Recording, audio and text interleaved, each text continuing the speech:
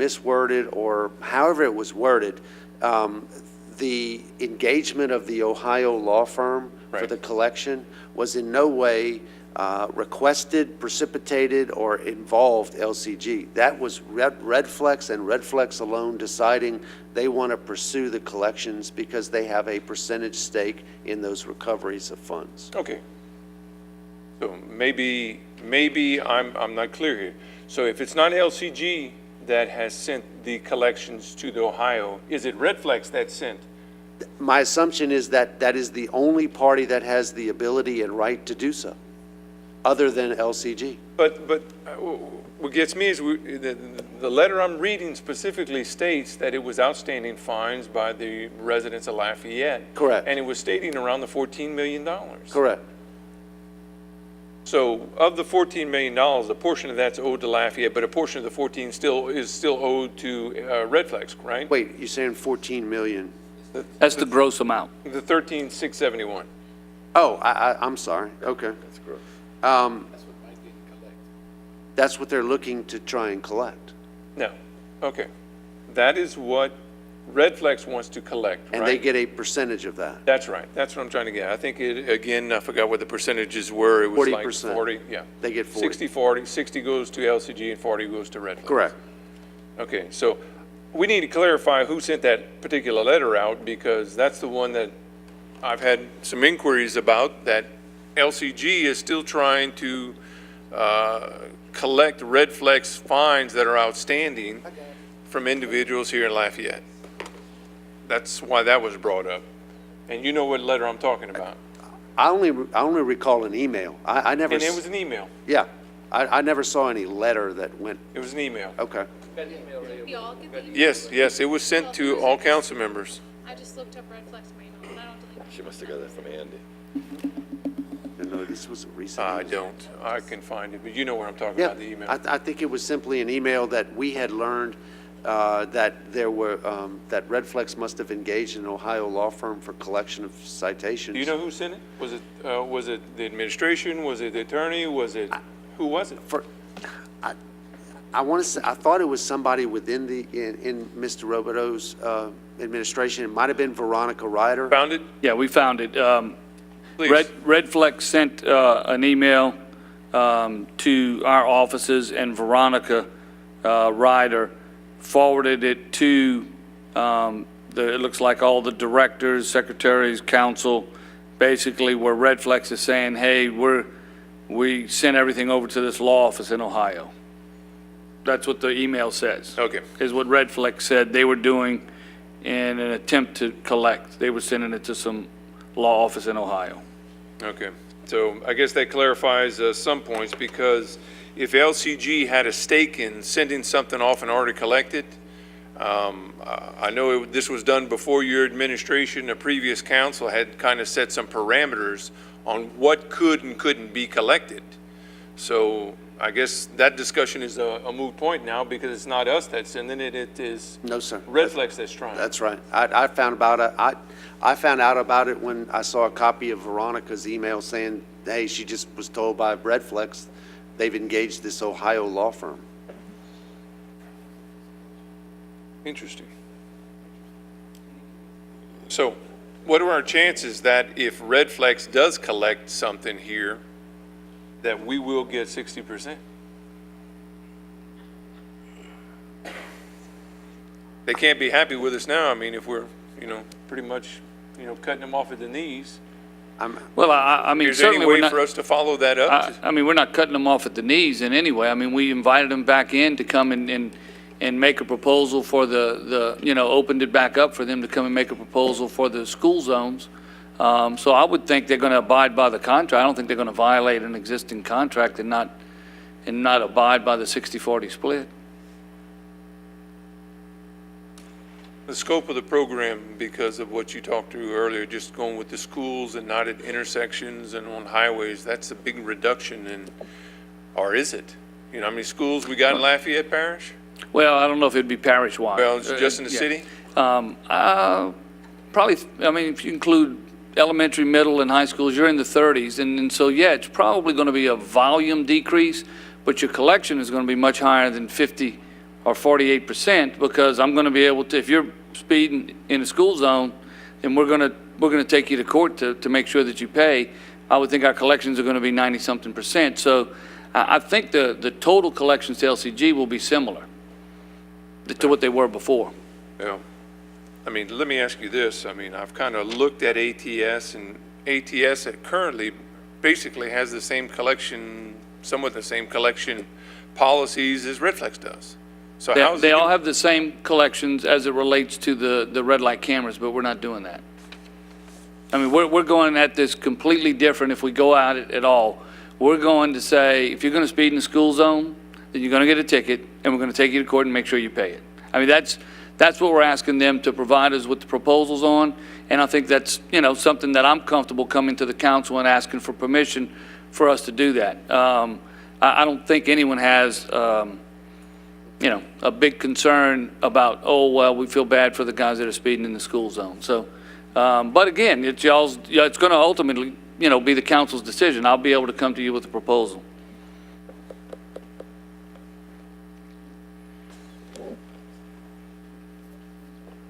when do you foresee some kind of new contract being brought to the council? My goal is to have something soon after the beginning of the year. Try to get something in place, or something before the council in January and something in place.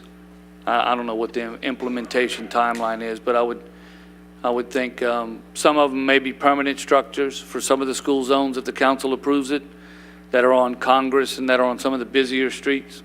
And some of them will be probably rotating on a temporary basis. So I don't know. I mean, spring sometime. Well, I don't get shared too much here, but what would be different in the collection policies between new contract and an old contract? Well, the collection would be that I would, if you're violating, you get a ticket, that I'm going to take you to city court to get you to pay. And we didn't do that for the last decade. We just relied on the goodwill of the violator. Here I mean, maybe there'll be some that'll win in court, but I mean, you're going to know that you're going to court and you're paying court costs if you lose. So I think the vast majority of folks that get a speeding ticket in a school zone are going to pay it. So I think the collection rate's going to be significantly higher. Mr. Escott, I got a question for you. Sure. You know, I want you to think about that before you answer now. In dealing with, say, Redflex and the amount that is outstanding, or the fines, and an individual that owes Redflex and LCG money from a fine from one of the cameras, or in the future, as Mr. Robideau mentions, in a school zone where you get filmed by a camera and fined and sent there, in your opinion, is that a legal debt?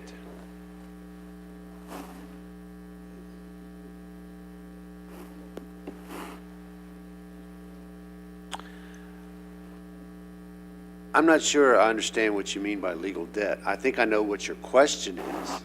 Is it constitutional? Is it enforceable? Is it a civil violation that can be enforced? All of the answers to those questions are yes. This Redflex program and similar speed red light enforcement programs have been tested. They've particularly been tested in Lafayette, in federal district court, state district court, all of which have found are constitutional, have the appropriate due process standards in place, and are appropriate as a public safety, civil, governmental function allowed under the Constitution as well as the local laws. Okay, so let me repeat my question. Sure. Your opinion, is it illegal debt? Is it an illegal debt? Or is it a legal debt? If an individual owes... I can't answer that question, Mr. Terrio, because the term legal debt in the law has so many different implications and definitions. I cannot answer that question. That's something I was told to run by you and see what your thoughts were. Yeah, I suspect it is one of those questions that has probably more than a handful of answers depending upon the context within which the question is asked. And the question, either I'm not as good a lawyer as I need to be, or I'm too good for my own good, but I cannot honestly answer that question.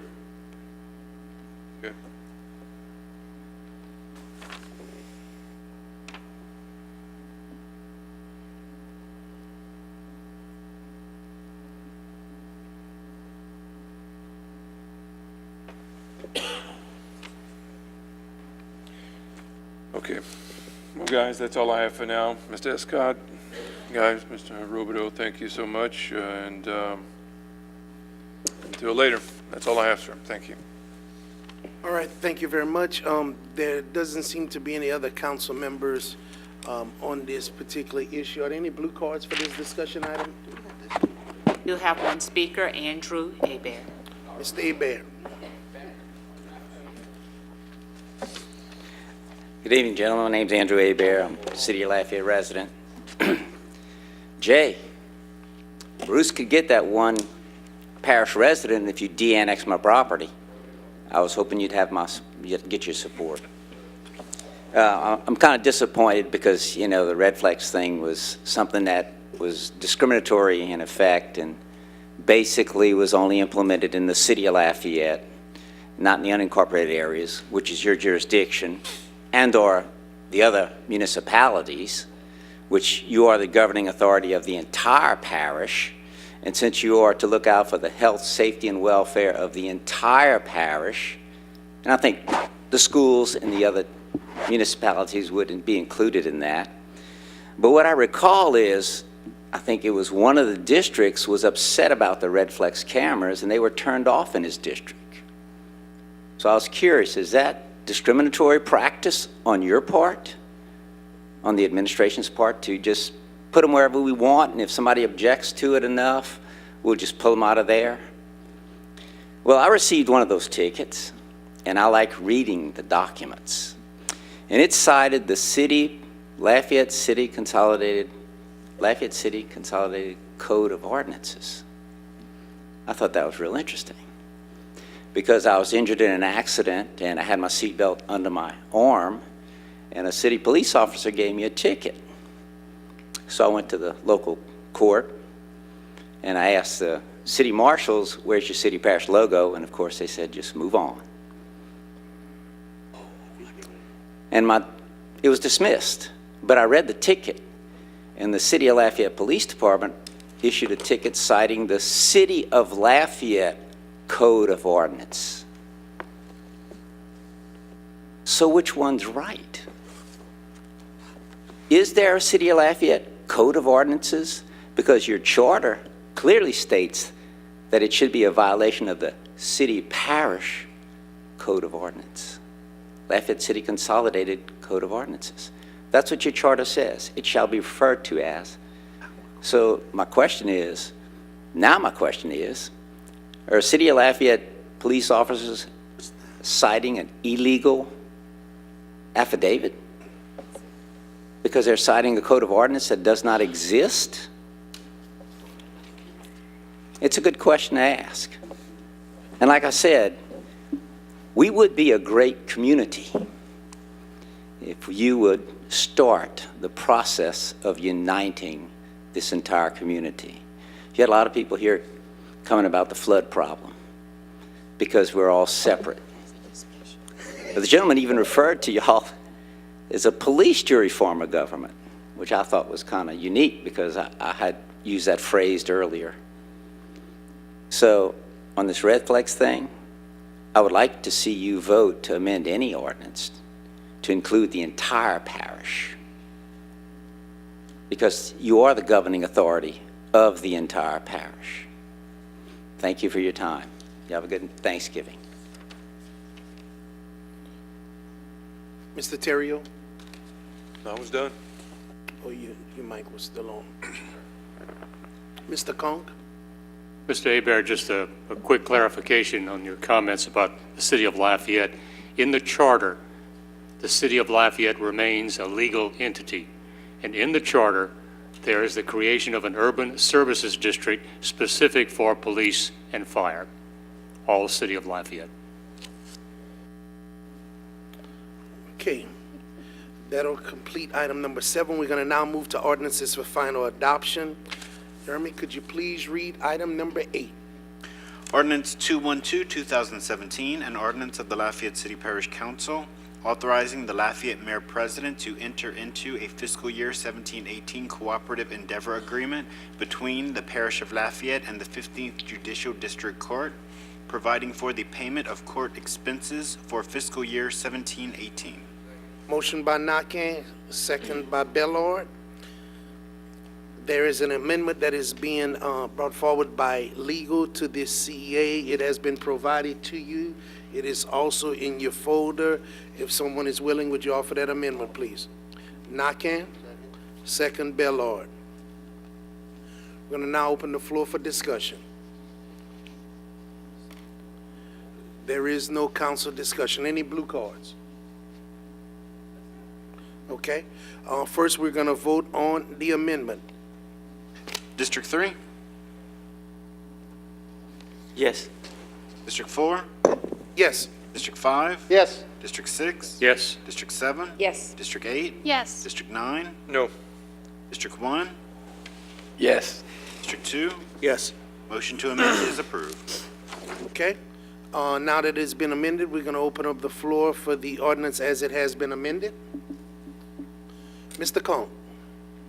Mr. Chair, I have an additional amendment that I would like to present, and it would be to remove from the second paragraph in subsection B, Article 1, the statement which reads, "To the extent there may be a shortfall in the funding or resources available to the parish for the 2017-2018 fiscal year, the parish shall not reduce or be relieved of nor seek adjustment of the budgeted amounts agreed upon in this agreement." I offer that as a motion for amendment. That is being offered by Mr. Conk and second by Mr. Castillo. We're going to give Mr. Escott an opportunity to look at that, and I think there might be a few questions as it relates to that. Anything else, Mr. Conk? Other than explaining my reasoning for this. Please do so while he puts that together. Okay. This cooperative endeavor agreement with the 15th Judicial Court is in many respects similar to the one that we approved last week with the district attorney. I expressed concern at that time about the parish's dire fiscal situation. That concern remains today, even with the voter approval this past weekend. I have a couple of questions, one to our CFO, Laurie Toops. Laurie, these monies that have been budgeted for the 15th Judicial District Court comes out of the parish general fund. The adopted budget for the general fund and the parish showed a fund balance of $99,000. Am I correct? Yes, sir. Is there any reason for us to be concerned that perhaps this fund balance will be lower than projected? There are two items that have come to our attention in the last few months. One of which, when we budgeted ad valorem revenues, property tax revenues across the board, city and parish-wide, we budgeted at a 2% growth. The final numbers received by the assessor is at a 0.8% growth, so it's less than 1%. For the parish general fund, it's going to mean a reduction in property taxes of $63,280. We've also been notified of a sales tax audit. This was a one-time construction project that crossed several different taxing authorities, and that sales tax audit revealed that approximately $200,000 was overpaid to the parish general fund, and it has to go to other taxing authorities. That is being made now. The school board has already started reducing our payments, and that's going to go on for the next 10 months. So given, go ahead. You know, at our last Finance Liaison Committee meeting, I had mentioned that we would be having to revisit budget. Right now, I'm waiting to see what our audited numbers are from last fiscal year to know exactly how we have to react to this information. So given that information, it's more likely than not, based on the current information, we may have to go in and amend the budget. We may. Thank you. I have a question of, thank you, Lori. I have a question of legal. What would be the parish's legal obligation in this proposed CEA clause that I'm challenging? Am I correct in my interpretation that the proposed CEA with the district court would actually contractually commit us to pay $1.6+ million out of the parish general fund, no matter what happened in terms of having to amend the budget? Is it 1 point, I'm not, It's 1.604.230. yeah. Yes, sir, you're reading it correctly, as it's currently written before your amendment affects it. Thank you, sir. So my point being is that the parish general fund has a budgeted fund balance of $99,000, which, based on what Ms. Toops just told us, is not going to probably be the actual amount in the long term. And my concern is that there's no legal wiggle room in the event of either a lower than budgeted revenue or an unexpected additional expense to the general fund. So this effectively is giving fiscal priority to a political body that is not part of the Lafayette consolidated government, and that's acknowledged in the CEA. The agreement would cover district court budget obligations first, potentially to the detriment of the parish's ability to provide for basic public services. Our general fund on the parish side subsidizes inadequate property taxes, including drainage, roads, and bridges. Funding of any unanticipated increases would be secondary to those obligations based on this CEA. And there's a lot of other points I'd like to bring up, but we're running late. But my concern is, if it becomes necessary to amend the parish general fund budget, all options should be on the table, including adjustments to the 15th Judicial District Court budget. That's my reasoning. Thank you very much for that explanation. Paul, are you clear on the amendment he has offered? Is that sufficient? As for interpretation, I think Mr. Nakane wanted to hear something on it. Is what Bruce gave you good enough, or do you need legal explanation? You're good, okay. All right. So there's an amendment on the floor by Conk, second by Castile. There's no council discussion. Any blue cards that we need to? No, sir. Okay. So we're gonna vote on the amendment offered by Conk and seconded by Castile. District 3? Yes. District 4? Yes. District 5? Yes. District 6? Yes. District 7? Yes. District 8? Yes. District 9? District 1? Recuse. District 2? Yes. Motion to further amend is approved. Okay, so it has been amended. Any members as it relates to the ordinance as it's amended? There is none. Any blue cards? No, sir. Okay, vote on the ordinance as amended, please. District 3? Yes. District 4? Yes. District 5? Yes. District 6? No. District 7? Yes. District 8? Yes. District 9? Yes. District 1? Recuse. District 2? Yes. Motion to adopt as twice amended is approved. Okay, item number 9 has been pulled by request of Development and Planning. We're going to move to item number 10, please. Ordinance 216, 2017, an ordinance of the Lafayette City Parish Council amending the Unified Development Code so as to reclassify the property of River Ranch LLC, case number ZON 2017-38, 1100 block of Camellia Boulevard rezoning, located generally east of Camellia Boulevard, south of Stonemont Road, and west of Elysian Fields Drive, from residential single-family and residential mix to mixed-use neighborhood. Motion by Hebert, second by Lewis. Council discussion? There is none. Any blue cards? Okay, please call the vote. District 4? Yes. District 5? Yes. District 6? Yes. District 7? Yes. District 8? Yes. District 9? No. District 1? Yes. District 2? Yes. District 3? Yes. Motion to adopt is approved. Item number 11 has been deferred per the request of Development and Planning. Let's move to item 12, please. Ordinance 218, 2017, an ordinance of the Lafayette City Parish Council amending the fiscal year 1718 capital budget of the Lafayette City Parish Consolidated Government by reducing a current project by $1,500 within the coroner's office to create a new project for surveillance equipment. Motion by Bellard, second by Cook. Council discussion? There is none. Any blue cards? Please call the vote. District 5? District 6? Yes. District 7? Yes. District 8? Yes. District 9? Yes. District 1? Yes. District 2? Yes. District 3? Yes. Yes. Motion to adopt is approved.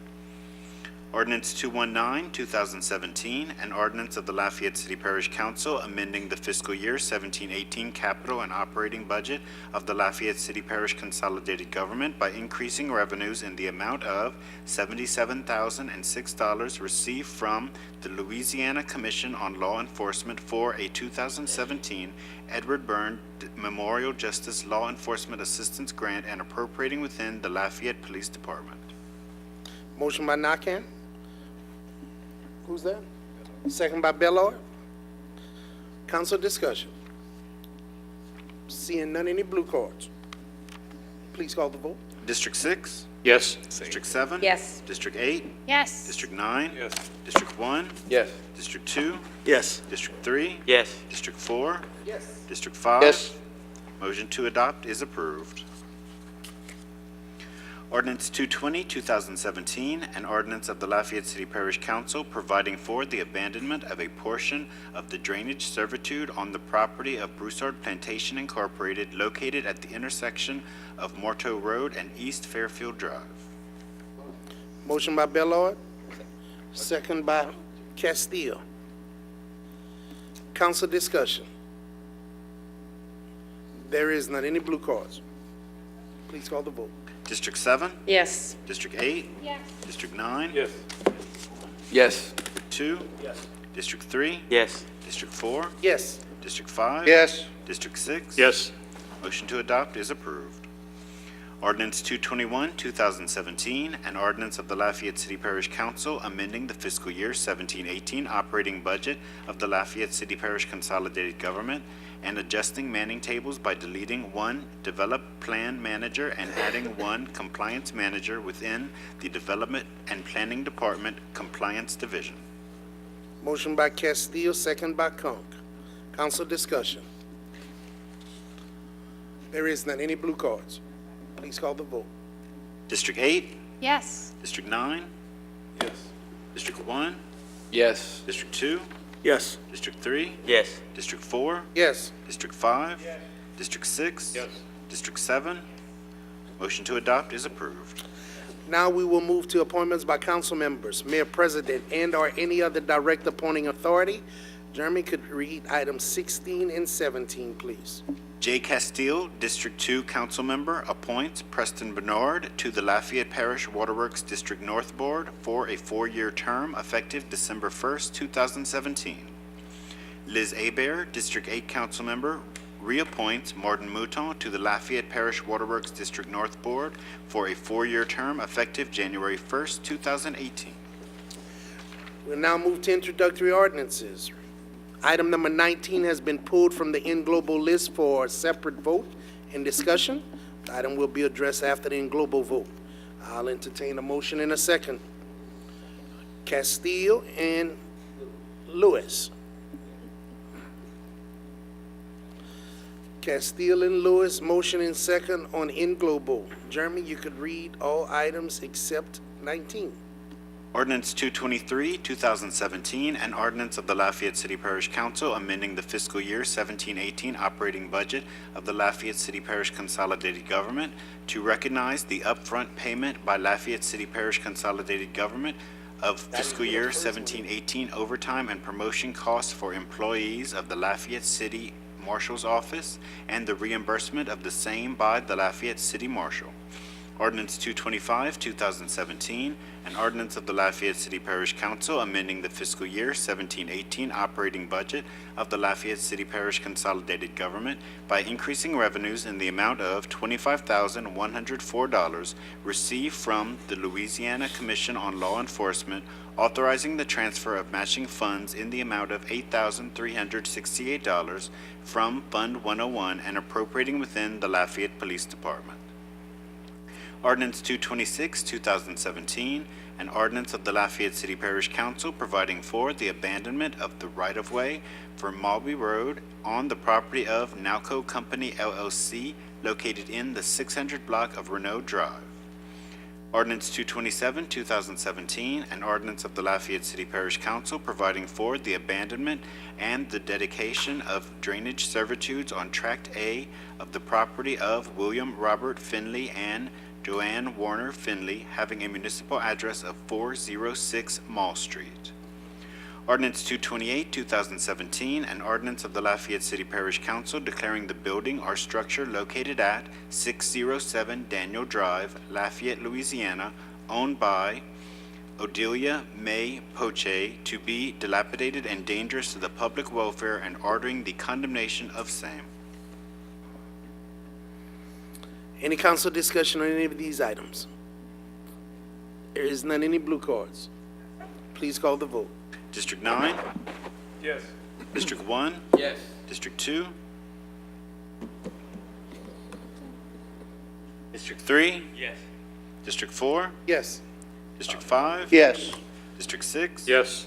District 7? Yes. District 8? Yes. Motion to introduce in globo is approved. Ordinance 224, 2017, an ordinance of the Lafayette City Parish Council amending the fiscal year 17-18 operating budget of the Lafayette City Parish Consolidated Government by increasing the promotions line item in various departments for the reinstatement of certain promotions that were removed during the fiscal year 17-18 budget process.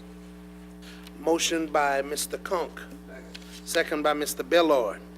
Okay, there's an amendment for this item. It was in your packet. Conk motions for the amendment. Bellard seconds the amendment. Council discussion. Mr. Nakam. Just for clarity purposes, are we putting back those 18 positions in its various departments, just like in our finance liaison meeting? Oops, yeah. It's the promotions that you're putting back in. The amendment that was added is one promotion in particular that civil service had not completed its review when we submitted Okay. the budget amendment to you. So the amendment is just one position, but this is reinstating the ones that y'all met and discussed with Lowell. Okay, that's the meeting we had. Right. Okay, that's all I have. Thank you. Any other council discussion? Any blue cards? Please call the vote. District 1? Yes. District 2? Yes. District 4? Yes. District 5? Yes. District 6? District 7? Yes. District 8? Yes. District 9? Motion to amend is approved. Meeting adjourned. Wait, we need to vote on the ordinance as amended. Huh? That was the vote on the amendment. There wasn't an ordinance as amended? Oh, I'm sorry. Meeting unadjourned. That was only the ordinance as amended. I apologize.